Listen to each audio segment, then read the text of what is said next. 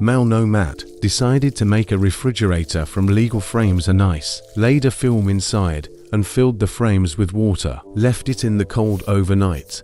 I started picking them up in the morning, remove the film, and twist the corners. A diode strip will serve as backlight.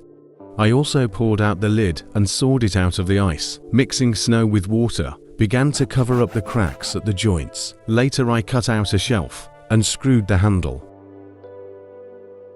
Nomads care about the mass of transported property and the large, spacious refrigerator. It's a necessary trouble.